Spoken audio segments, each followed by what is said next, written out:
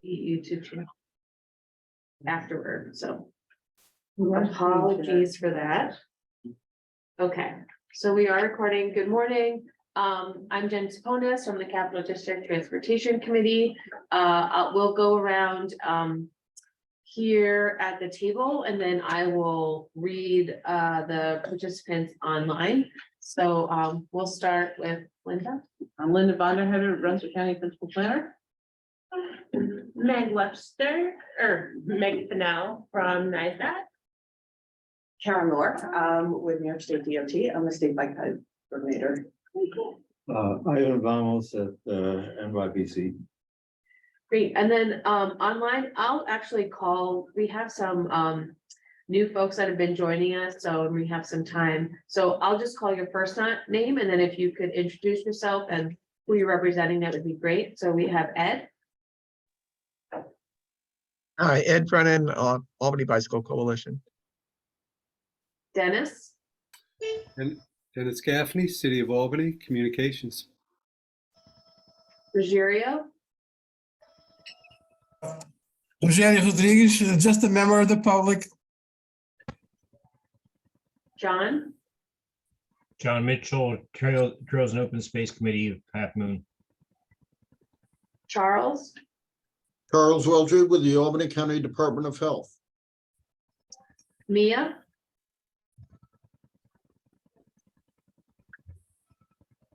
Or maybe that's actually Ben, Luke.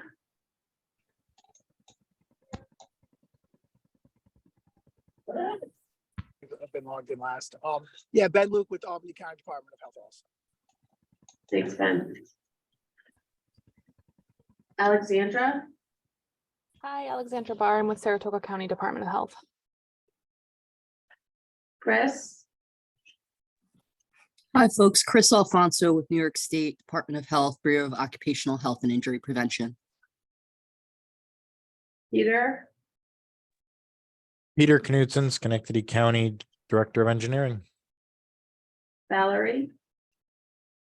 Valerie Dean, New York State DOT Region 1. Kathleen. Kathleen Bell, US EPA Region 2. Christina. Good morning, Christina Akey, New York State Department of Health, Bureau of Occupational Health and Injury Prevention. Okay, and Hyam. Hi, I'm Simon. I'm a transportation planner here at CDTC. Great. All right, thank you, everyone. We may have some others joining us as we move along. So like I said, we have a pretty brief agenda today, but some discussion items and new funding opportunities at CDTC that I wanted to make sure that we cover today. So once again, returning to regional trail planning, it's April, so we are starting to make our spring and fall trail count schedule. So as everyone knows, we've kind of been piloting some eco counters, becoming more familiar with the devices and the technology, getting a better understanding of like the best places to install them, where they work the best and get the most accurate counts. So we are accepting requests for counts for this season, and we created a request form. There's a link there. I'll put it in our meeting notes for anyone that would like to submit a request.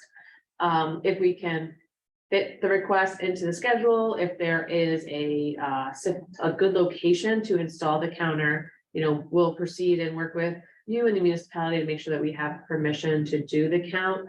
And also there was a report recently released by the Hudson River Valley Greenway, and it is a summary of use for 2022 on the Empire State Trail.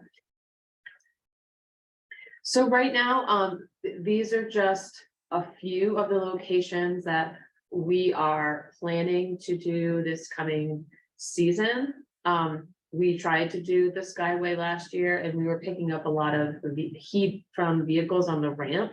So we feel like that's, especially with the 787 study, starting up. We feel like that's an important location to do a count, so we are going to find a better location to install a counter, make sure that we're not picking up any vehicles and only users of that facility. Also the Erie Canal Towpath Community Connector Trail in Clifton Park. And we do not have any counts yet on the Schenectady Riverside Park Trail. So we'd like to collect user data there.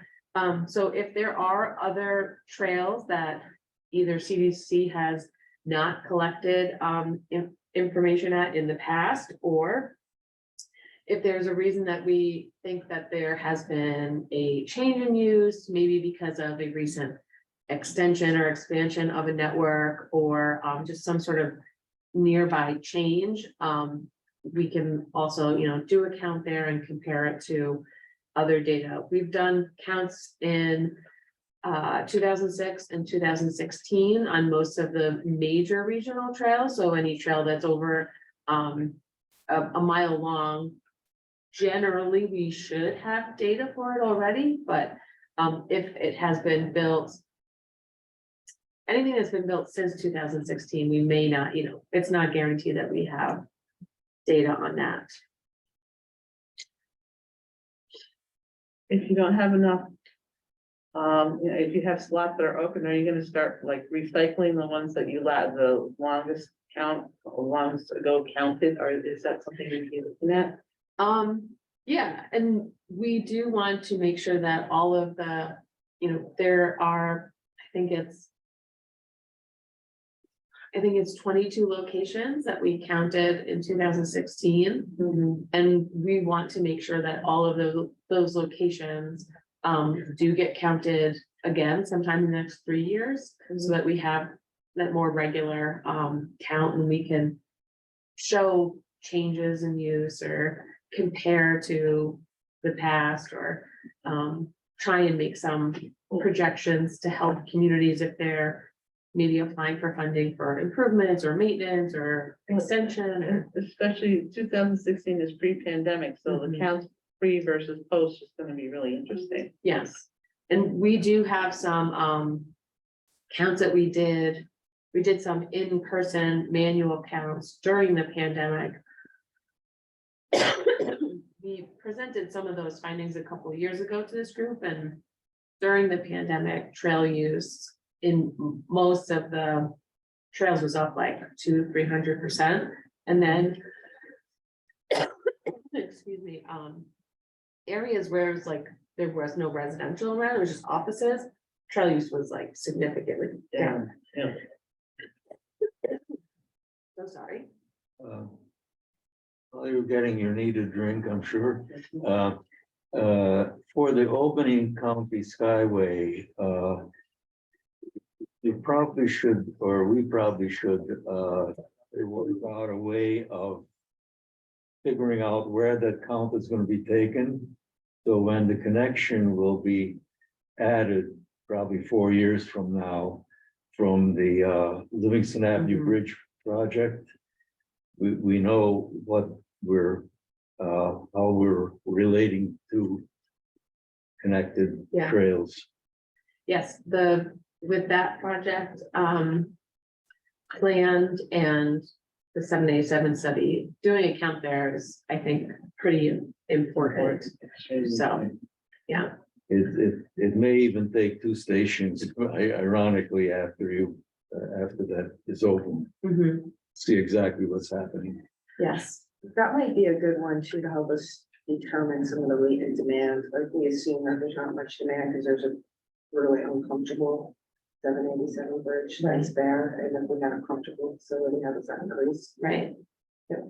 So yeah, that's a really good one to do like before and after. Yeah. So we're gonna make sure we do that sometime in the next few months. We also received a copy of this trail visitation report. The Hudson River Valley Greenway and their partners have, they've also purchased eco counters and have installed them on pieces of the Empire State Trail. So we will be coordinating with them and Parks and Trails New York and other entities that conduct trail counts, to make sure we're not doing double counting and make sure that we're sharing data. And also Parks and Trails New York is developing a like they discussed at our last meeting. They're trying to develop a template for trail counting so that all these counts in the state are kind of following the same template and the same methodology for doing estimates for seasonal and annual use. So whatever Parks and Trails develops, we'll definitely be using, and we're coordinating that with them as we develop our schedule and our program. But I did want to point out the counts that were conducted in the capital region. There was on the Champlain Canalway Trail, one in Schuylerville, one in Waterford, and then the Mohawk Hudson, one in Waterville in the city of Albany, and then there were several on the Albany Hudson Electric Trail, including one in East Greenbush and Nassau. So we did not previously have data for Albany Hudson Electric Trail, so now, you know, we'll be using these locations as kind of a baseline for those facilities. Now they're actually taking some of the onus from some of the sites that you used to be counting, I would think. Yeah. This really helps us to be able to use our 3 counters to, you know, do more of like the smaller trails and more of the local trails, whereas Hudson River Valley Greenway can do, you know, the Empire State Trail, these bigger networks and systems.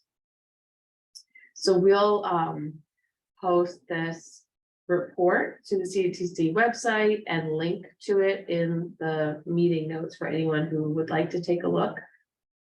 I think they're actually discussing and maybe putting some permanent counters in places.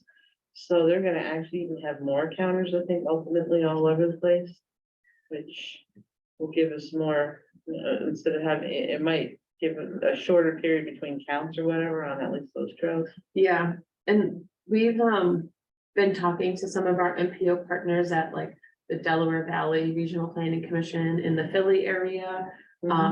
The Binghamton area MPO, they have some really mature trail count programs, and they have experience using different kinds of counting equipment, some permanent equipment, some temporary, like what we have, pairing it with tubes or in pavement types of sensors to be able to differentiate bicyclists from pedestrians. Right now, we can't do that without a manual count to, you know, verify things, but you know, as we kind of develop our program and see like what we're able to do each season, we'll definitely assess, you know, the feasibility of adding those types of technologies too. Cool. I'm also wondering in terms of the 787 study, whether you might want to look at the South End Connector, which is at the other end of 787 and connects to the, you know, obviously to the Albany County Rail Trail. It's kind of a different population coming from the South End than is coming from the Skyway. Just something to consider. Thanks, Dennis. That's a really good point. We don't have baseline data for that piece of the trail yet either. So, and that would be interesting because you also can find out like how much commuter traffic's coming down that way. Yep. Thanks. Okay. So we have I think this one DOT item. So I wanted to give Karen the opportunity to just mention. Hi, everybody. I'm Karen Moore. I work with the New York State Department of Transportation, and I am the state bicycle and pedestrian coordinator. And we have a really interesting project that I think all of you guys are going to be really excited about that's going to be kicking off shortly. And that is a New York State DOT active transportation strategic plan. So as you know, New York State DOT has not updated their bicycle and pedestrian plan since 1997. This active transportation strategic plan will take the place of that. I just want to give you guys kind of a quick overview and then a little bit of a timeline. So the project objectives for this plan are going to be to establish New York State DOT's goals for active transportation, strategies on how to accomplish them, and measurable objectives to document the progress. It's going to be the development of a unified vision, goals, and measurable objectives for integrating active transportation into the New York State DOT transportation system through both internal and external public outreach. We're going to provide policy guidance on managing New York State DOT's programs that impact active transportation systems. We're going to provide policy guidance and conceptual design recommendations to expand and improve New York State DOT-owned active transportation facilities to increase safety and to provide convenient access to and throughout the state's urban, suburban, and rural areas. We're going to provide recommendations for planning, design, construction, and maintenance procedures that will ensure the appropriate level of safe active transportation infrastructure is considered, provided, built, and maintained within New York State DOT-owned facilities. Most importantly, we're looking for a unified vision from New York State DOT. We're looking at ways to implement it, and we're going to have extensive both internal and external public outreach in order to make this project successful. Part of the internal outreach is just to really understand our procedures, our policies, things that might need to be changed in order to make everything streamlined with the vision that's developed throughout this project. The outreach is going to take place in many different avenues. We're going to be doing outreach in each of the regions at regional meetings, along with outreach to specific groups. We're also going to be having a larger umbrella, which is what we're going to call our strategic partners. And that's where we're going to be looking for a really good representational cross-section of different groups in order to represent those wide range of voices of all the things that we need to consider. We need to consider both the active bicycle groups. We need to consider the guy that has to walk to work every day going to Lowe's. We need to consider the business owners on Main Street and some of their concerns and how to address them.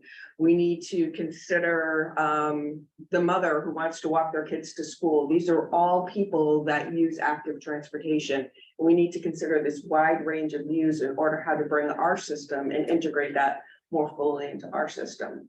We also realize that it's a really big undertaking that we're taking on. It's a big endeavor that we're undertaking, and there's going to be different solutions for different types of contexts. We're going to be looking at maybe a different solution or a different type of cross-section for an urban context as opposed to a rural context. We also realize that we're going to have a plan in place to systematically approach this. Where are we going to create the priorities? Where are the most important linkages? As you all know, everyone is funding constraint. New York State DOT isn't unusual in that. So we have to find a way to use our dollars wisely and to use them appropriately. So part of developing this plan is how do we establish those priorities? So I'm really excited about this project. We've been working a long time behind the scenes to get everything in place to move this forward. We should be kicking off the end of May, and that will be some internal meetings to make sure that everything is coordinated and all the housekeeping issues. And then we'll be hopefully have the finished plan in place within 18 months. It might take a little bit longer than 18 months, but our goal is to do this in 18 months. So it's not sitting there out there for a long time. So that's why we're taking a little bit more time up front to make sure everything's in place so we can do all the outreach that we need to do. I'm really excited about this. We have really great support from upper management, from our executive management. It's a really exciting project. So when you see these opportunities to come up or these questions, hey, who would you recommend to be on the strategic partner committees? Or when you see the openings for the general public to come to those regional outreach meetings, please spread the word.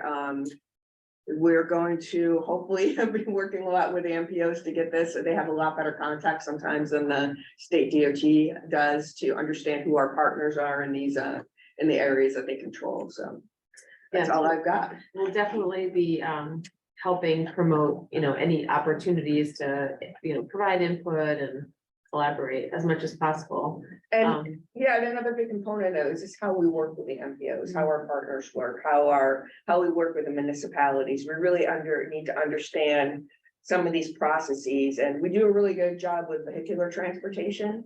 And we need to understand how maybe that needs to be different for active transportation. The state highway safety plan work that has recently been semi-completed. Some of the results have to be distributed to people that worked on it. May be a good start for some of your work, because a lot of the safety issues were bicycle and pedestrian crashes. Yeah, unfortunately, I'm in the same bureau as a safety group that's working on that plan, and we've been working together a lot in the background to make sure the vulnerable user components of the strategic would highway hope safety so. plan are addressed. One of the problems that we had and probably will continue to have is that there is no real basic information as what usage really is and how it had changed, particularly during the COVID years. So you're looking at crashes, but you're not necessarily looking at volume. Yes. Added volume of users may get you more crashes. Yes, those are all really good things. We know that what we need to do is to really identify what we need out of a non-motorized vehicle count program. We also, another big component is how do you address the latent demand and latent need. So those are some of the things that are already coming up that need to be addressed within this active transportation plan, how to develop strategies for that. And one of the big things that we've reiterated again and again is that it needs to be a living document. We don't want it to be a snapshot in time of how do we address a problem within this narrow perspective. We want to have procedures and policies in place and workflows that actually allow us to continue to evolve and develop. And it's good timing also with our long range plan, so it'll be good. Charles Welge online has a question. Sure. Thank you very much for this overview. I just want to share the Albany County Health Department actually has a federal grant to kind of develop a plan in part to address built infrastructure and active transportation. For better or for worse, it's due, I think, at the end of September. I'm wondering if offline or whether there's any insights from DOT in terms of this plan that we could somehow integrate into our work. I know it's a lengthy process in terms of 18 months, but if there are principles or approaches to identifying need or innovative approaches to promote active transportation that we can integrate into our plan, the next step would be implementation. So I don't know if my request meets your timeline, but we certainly could benefit from your insight. Absolutely. Please reach out to me. I think my contact information is easily available on the New York State DOT website under the bike ped. My name is Karen, Karen, period LORF. And I can be reached, Karen, period LORF at dot.ny.gov. So please feel free to reach out to me about any ideas that you might have. Now, you said that you're working with the active transportation plan, but also with something with the building. Did I mishear that, or did? Well, where am I? The category from the Centers for Disease Control is built infrastructure. Okay. The real intent is to promote physical activity, whether it's bike or ped. And so active transportation plan would, understandably fit within that rubric. We're working with CDTC on a range of complementary activities, including their Complete Street Symposium later this year.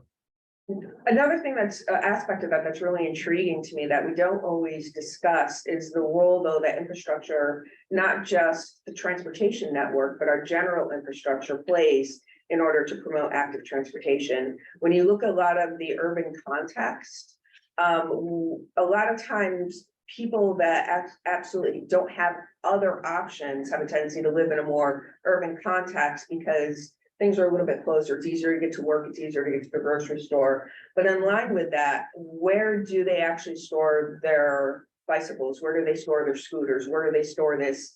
these devices that they actually need, maybe they're doing something other than walking. And I think that's sometimes something we don't always consider, like with apartments or when new apartment complexes growing out, is there inside ground level storage that you put a stroller, that you can put a bicycle, that you can store a scooter. And I think that's something that, I don't know if that's actually plays into what you guys are looking at, but I think that's another component that we sometimes overlook, and that's a little bit outside of what DOT can control. But it's a really important piece of it. As a former bike commuter, get an old bike. That's the key to not having problems with bike storage outside. Getting your bike stolen. Yeah, I just know from living abroad about how wonderful that was when you were able to have within the apartment building that you're in, to actually have ground floor inside storage, that you could charge your bike, that you could park your bike, that you could put it like that, a parent could put a stroller. And what a difference that makes in how you can live your lifestyle.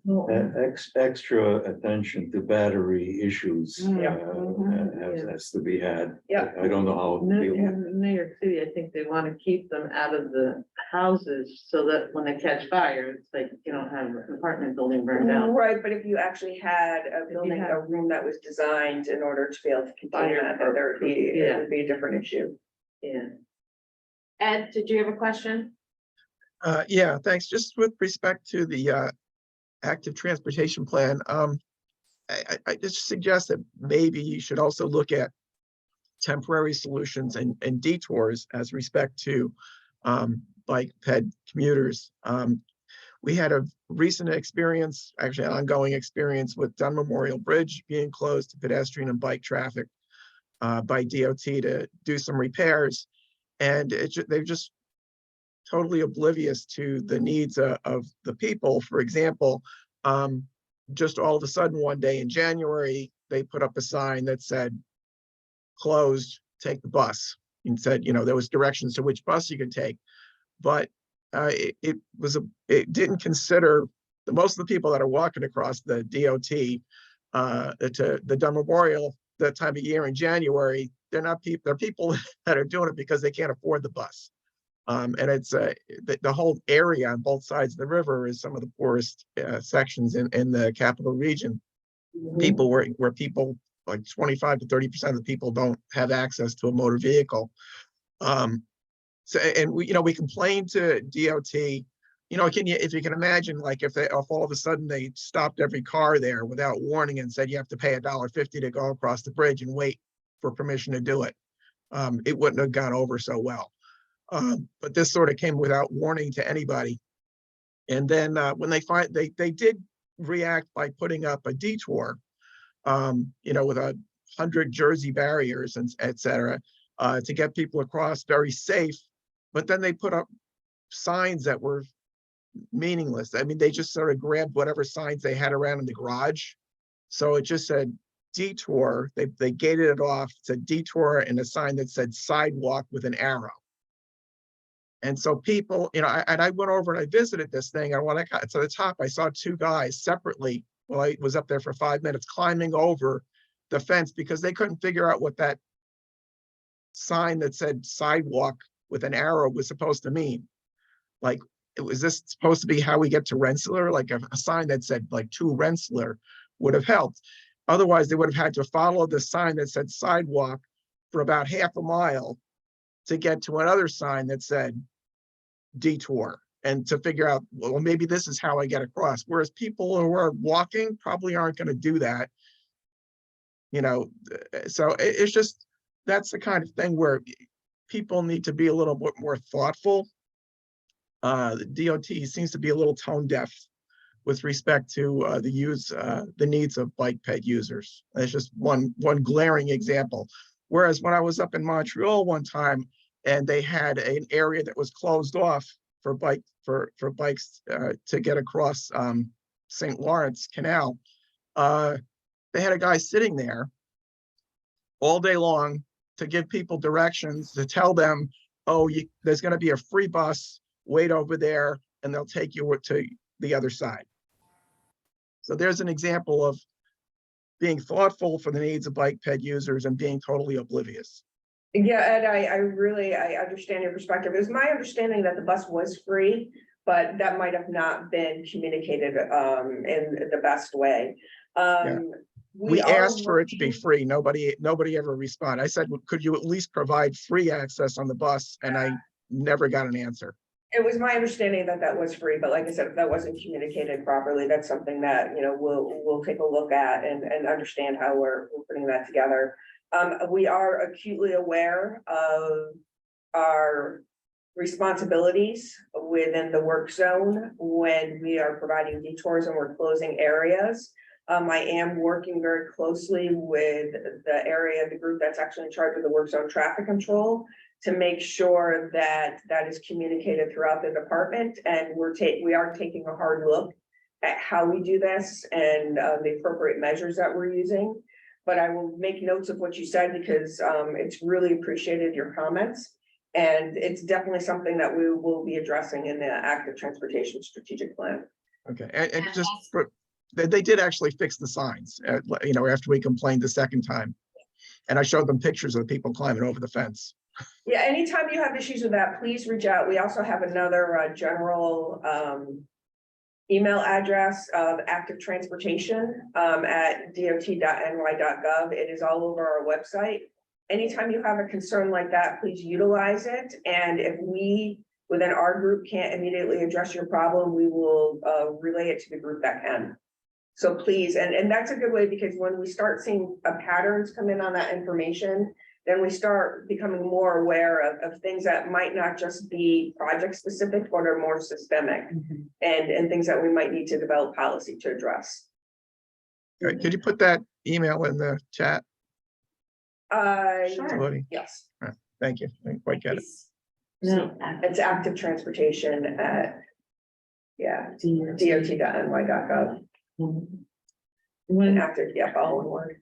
When your plan gets finally gelled, now hopefully they're gonna put the information and incorporate it into the other DOT documents or guidelines and things like that. Cause I mean, that's I think where the issue is.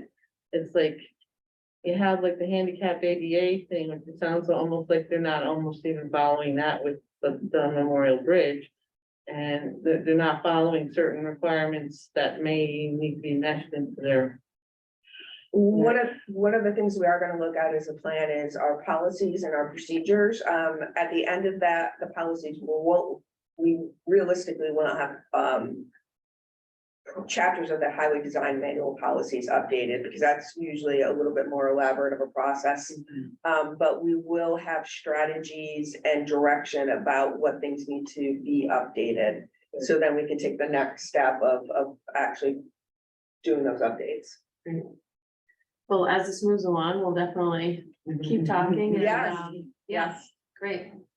Thank you. It's exciting. It's really exciting. It's and And it's nice to have such great support from our executive management. And they're really, we are really lucky to have the executive management that we do it here. So I can't speak highly enough of them. Great. So next month, May is Bike Month.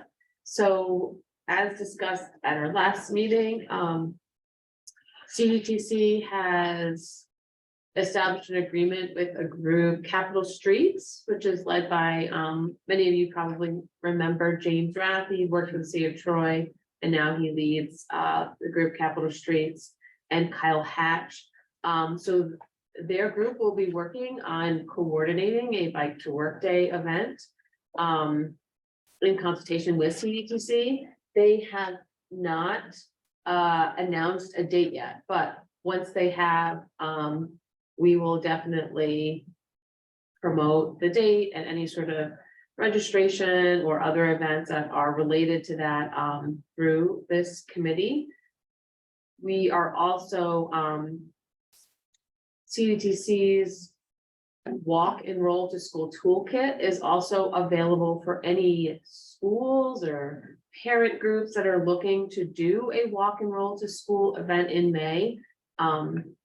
Usually Bike to School Day is the, I believe it's the second or the first Wednesday in May. We at CDTC used to do a Bike to School challenge and do it in coordination with Bike to Work. But we have developed some tools, programs, for schools, PTAs, any kind of parent group to plan an event. We are purchasing materials that can be requested and we will distribute. And we have some new activity books and that stuff that we've done in the past. So all that information is on the CDTC website, and I'll make sure that we link to exactly where that is in our notes. The safety and education programming. I apologize. This weather is not my friend this winter. So the program formerly known as Capital Coexist, you may be familiar with Capital Coexist. We've kind of retired that program, and we're trying to expand and really enhance like our overall traffic safety education programming, especially with the Safe Streets for All grant that we have, and trying to make it more broad, inclusive, and maybe rebranded at some point, but the Capital Coexist brand wasn't really, I don't think it was completely necessary, so we have retired that. And we used to have the mini grant program, and each year we've changed that, updated that a little bit. This year, we are making small grants available for law enforcement groups to do traffic safety, education, and community-oriented types of events. So that program was approved and is open for requests. And again, that information is on our website, and I will share a link to that. But the maximum request is $4,000. I believe there's 20,000 total available. In the past, we've seen like the Bethlehem Police Department, the East Greenbush Police Department do some really positive types of traffic safety events. So we're hoping that this is a way to continue to support those.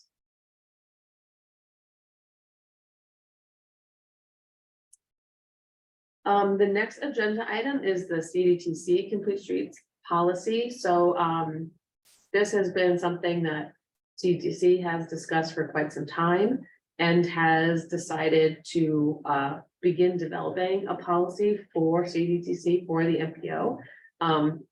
I don't have any more to share except for that this is happening. And as it proceeds and develops, and as we have a draft policy to get feedback on, we'll share it with everybody.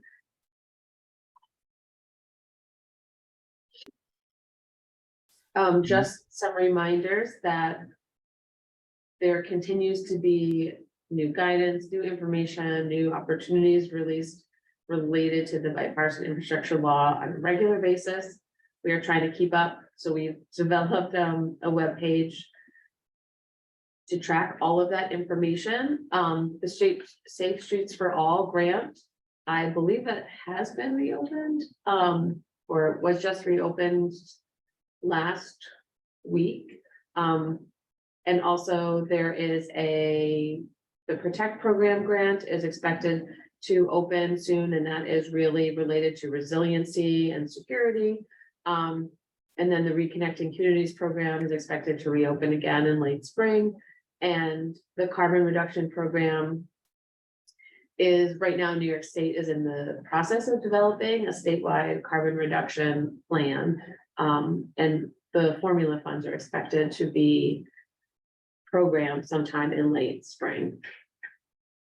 Again, if you are tracking this legislation and if you're a community that is thinking about applying and you have questions or need some assistance, definitely reach out. For the Protect program, CDTC recently did a very limited vulnerability assessment of roads, bridges, and culverts to identify which facilities could be impacted by flooding, to help communities prioritize what facilities might be good candidates in the Protect program to repair or replace and make them a little bit more resilient to the climate impacts. And we've posted the maps and the data tables of those facilities on the bill webpage. So as we can, we continue to try to make tools, maps, checklists, anything that we can to make it a little bit easier for communities that might be thinking of applying for funds. And the New Visions Virtual Learning Series has officially come to an end. All the materials, all of the previously recorded webinars are on the website.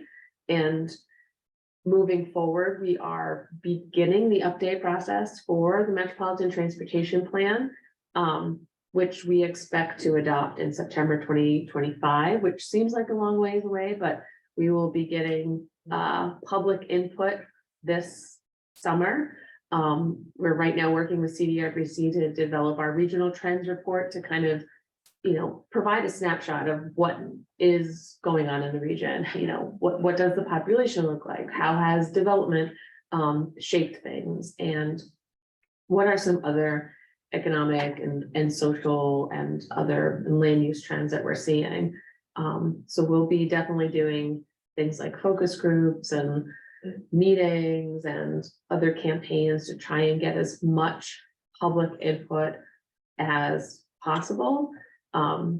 So stay tuned for more information on that. There's so much of a change from 5 years ago when we did the last one. I know. It's like, I just remember the big, there was the big if type of thing, and nobody would put in the pandemic and people working from home and things like that. And it's like, everything was like, oh, self-driving vehicles. Nobody's talking about self-driving vehicles anymore. I know.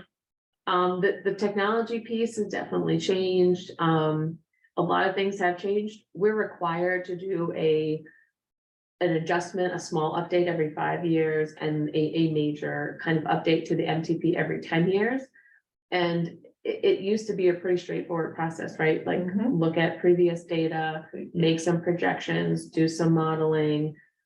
We had a pretty good idea of what the next 5, 10, 15 years would look like. And I would say in the last 10 years, every 5 years, I think we look at the data and then we try to look ahead and we think like, well, we missed a ton of things that had happened just in the last 5 years. We missed Uber, we missed, some of these things that came up very quickly and changed things very quickly. So we're trying to do this more frequently.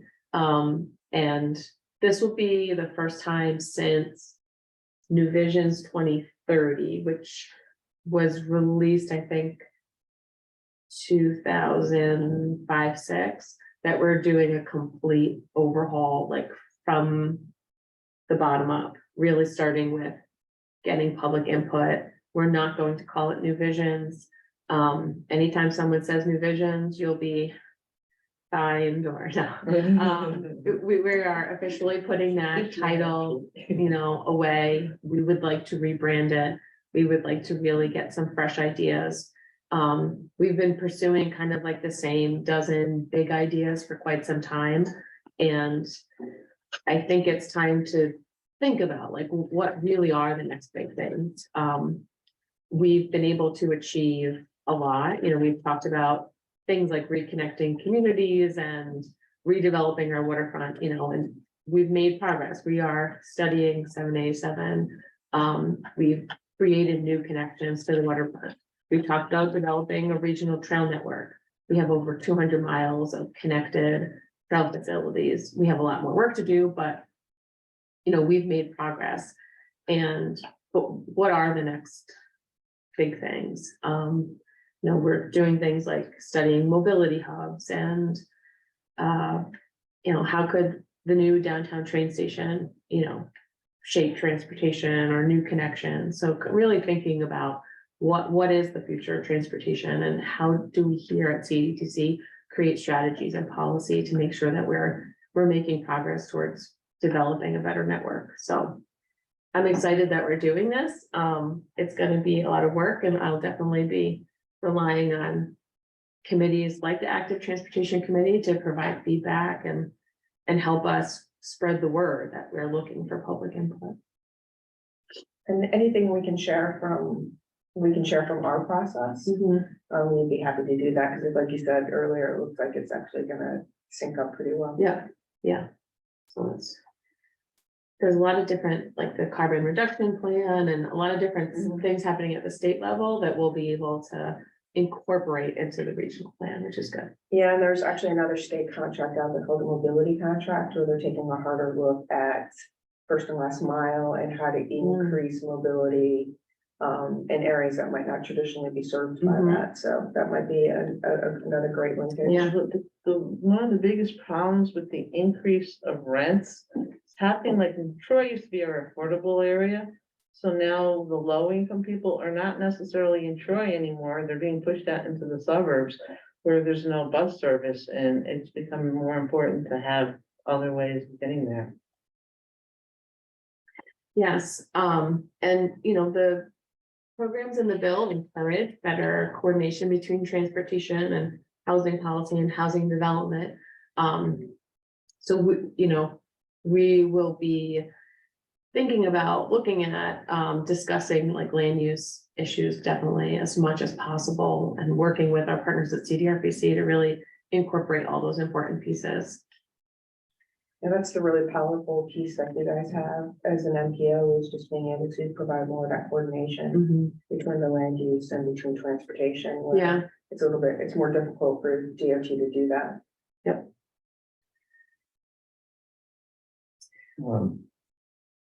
Going back again to the state safety plan, looking at the crashes. The bicyclists, which I can say perhaps is active transportation, continue to have a high level of crashes even throughout the COVID years. Those that were pedestrian crashes reduced greatly during the peak COVID years and remained low. My definition of that, and I'm sure there's some very active walkers, including now us, my wife with Alzheimer's and I, the people that were reporting themselves to be pedestrians when they were hit basically reduced a great deal. My interpretation of it are that people that were not in active transportation to begin with at the COVID years simply stayed home and looked at their TV. Those people that were already into active transportation got out anyway. The number of crashes says so. The number of crashes for the adults, not the young, not the old, but the adults, increased greatly for active bicyclists, much influenced by New York metropolitan area, I'm sure. But those people came from mass transit for the most part. It's looking at the crashes rather than looking at the number of people that are doing the trips. So you can have all sorts of explanations for it, but my explanation is that those people that were sufficiently discouraged stopped being active, even to the extent that they were active before. I think with our Safe Streets for All grant, we'll definitely be able to do a little bit more like, safety analysis, which we can incorporate into the Metropolitan Transportation Plan. I think, Ed, did you have a question? Well, I just wanted to comment that I'm not looking at the total state statistics, but with respect to Albany County, since COVID, since 2019, the number of pedestrians that were hit and killed has increased every year. And last year was 8 pedestrian killed, which was the highest in many years. And in the city of Albany, there were 4 pedestrian killed. That's 4 of the 8 were in the city of Albany.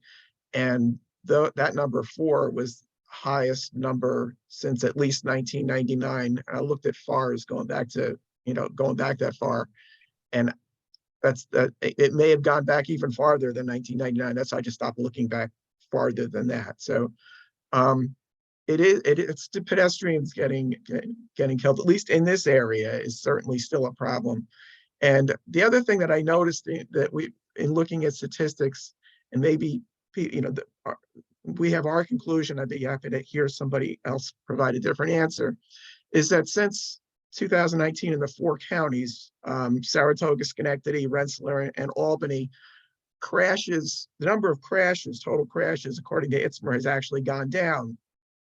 But in every year, the number of not just pedestrians, but the number of fatalities in crashes has gone up every year. And the number of serious injuries, what the state defines as a serious injury, has gone up in every year. So crash is going down, but serious injuries and fatalities going up.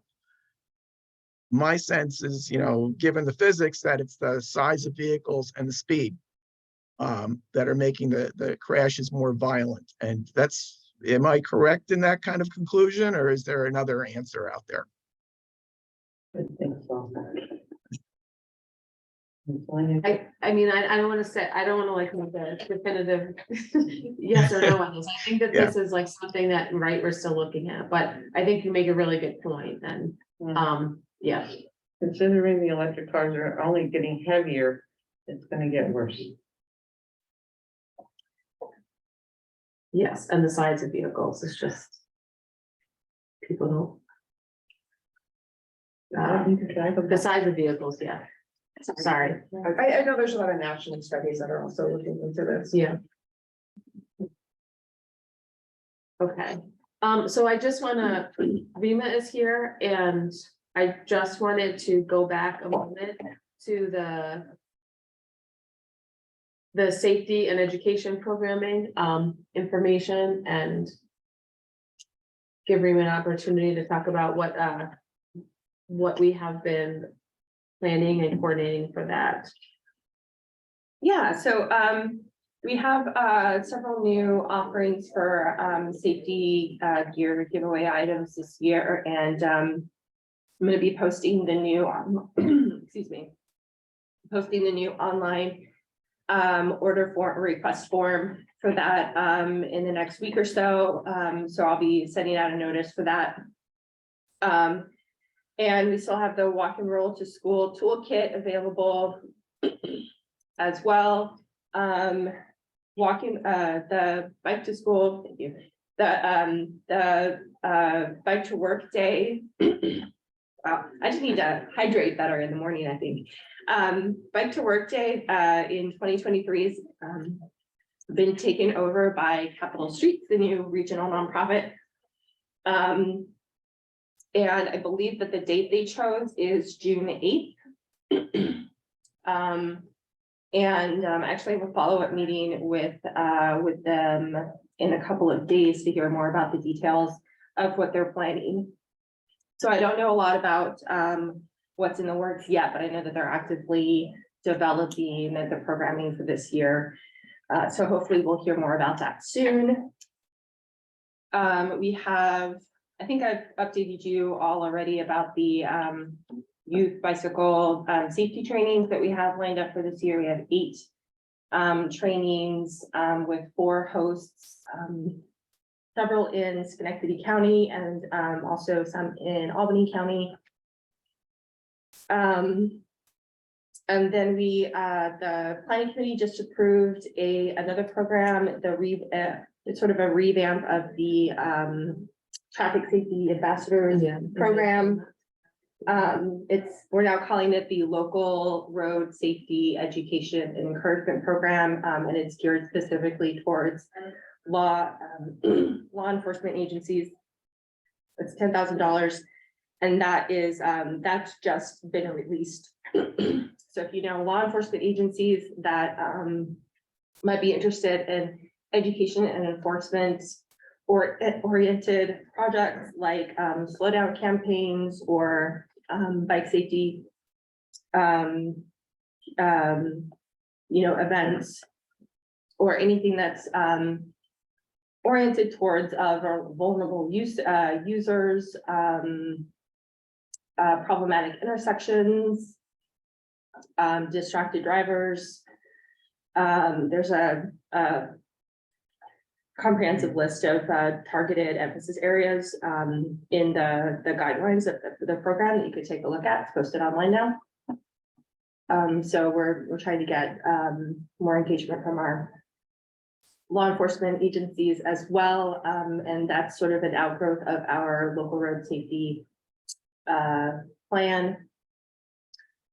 So trying to look at better implementation of that plan through that program. Great. Did I hit everything? Yeah, and we'll provide links in the notes to the new programs and everything that's available for folks. This wasn't on the agenda, but I added it last minute because we reopened the call for technical assistance projects. Again, there's a really broad range of different types of projects that communities may be interested in doing and looking for some assistance from CDTC and CDRPC staff. So we are accepting requests through September 30th as funding allows. Eligible applicants include municipalities and municipally convened groups like planning boards. And there's no official application process, but if your community is interested, please email techassist@cdrpc.org with your contact information, and then we'll reach out to discuss your requests and kind of determine whether it's feasible and come up with a budget and scope. And then, as always, I have a spreadsheet of the status of all of our planning initiatives here at CDTC, and we'll be adding some of the new UPWP projects very soon. And with that, I wanted to give folks an opportunity to go around and provide updates if they have one. You can raise your hand and put it in the chat.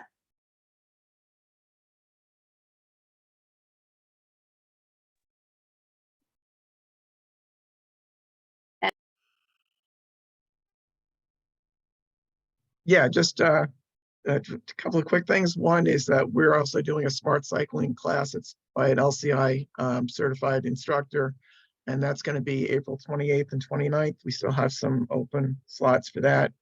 I'll just say Capitol Streets, they're not here today, but they had their sort of grand opening in Troy at the Focus Center. It was like standing room only crowd. So we're looking forward to some big things from them, and we congratulate them. And last thing is that on May 17th, we have the annual Ride of Silence that we do for cyclists that have been unfortunately killed or seriously injured in traffic accidents. And there's information for that on the ABC website as well. Thank you.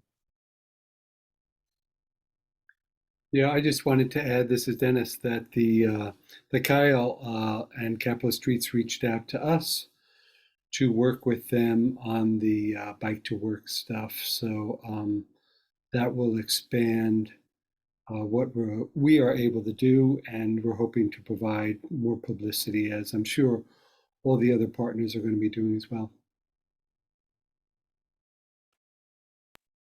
Thanks, Dennis. Hey, Ed, just real quick, how many registrants do you have registered so far for the LCI training? I think it's like 4 or 5 at the moment. We're hoping to get like 10. So we have some open slots available.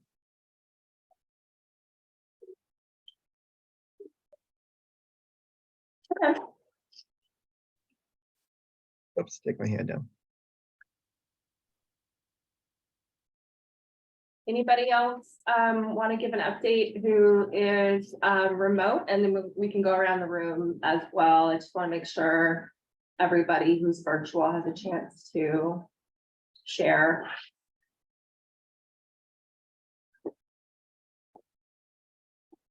Thanks to Capital Roots, Mechanicville is getting bike bike rails and a repair station at the Mechanical Area Community Service Center.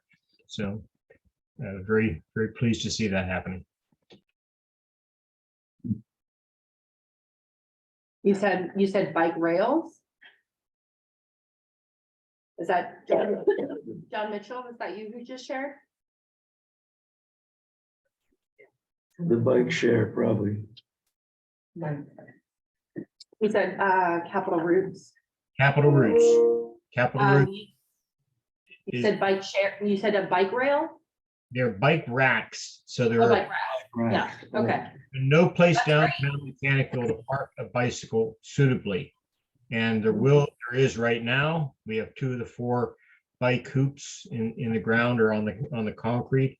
And the bike repair station is, you know, 3 of the 4 bolts are ready to go. And as I say, I'm very pleased to see that happen. Thank you. Great. I grew up in mechanical, so that one speaks closely to my heart. I think we're about done with our online updates. If we want to go around the room. Okay. Anyone else have an update? Yeah, hey Jen. Can you hear me? Yep. Yeah, John Gillivan. So I'm very involved with the Champlain Canalway Trail Working Group. We applied for a New York Canal Corp event grant. We haven't heard yet whether we're going to get that, but we're holding 2 events to celebrate the 200th anniversary or bicentennial of the Champlain Canalway Trail. One is going to be at Waterford Canal Fest on May the 20th and 21st. These events are listed on in the Albany Bicycle Coalition events. So I'm now the Southern Tier chair person for the Champlain Canalway Trail. So the key is we're gonna have a bike safety day, bike rodeo, give out helmets. We're gonna have a walking tour, historical tour. We're gonna do a bike ride at both at that event as well as up in Fort Edward on June the 3rd, a Saturday. So there'll be publicity going out. The event's free. Is it in Waterford, John? What's that? Is it in the Waterford area of the trail? Yes, yeah, it starts right at the lock. The Waterford Canal Fest is right in the village of Waterford. We'll start on the trail and head north and head back down. It's only 11 miles on the up to Upper Newtown Road, just below Mechanicville. And then the Fort Edward ride will be a little bit longer. There'll be an option for people to bail to get a ride back in a van if they don't want to do the 22 miles from Fort Edward up to Fort Anne. And we'll have not 1, but 2, one geology discussion and 1 historical tour discussion on that ride. So like I said, the events are listed on the Albany Bicycle Coalition website. There we go. Thanks, Ed. And we're excited to celebrate what General Philip Schuyler made happen back in 1823. No matter what Kathy Sheehan says, he was a great guy. For the events, if you send the information, we can put them in the notes. Okay. Any other updates from anyone here? Okay. So the only other item is, so usually in May, we try to, weather pending obviously, we try to do a meeting outside. We try to get out something that has been built, constructed somewhat recently, maybe within the last 5 years, that we haven't had an opportunity to see or talk about. And we usually like to have, the project sponsor available to talk about the project So last year we met on the extension of the Zip Smith Trail in Mechanicville. And, oh, and Valerie just reminded me that May 9th is the statewide MPO conference in Syracuse. Yes. I'm not attending, but if we have a lot of folks from this group that are attending the MPO conference, we can certainly move our meeting a week or so, move it out. But thank you, Valerie.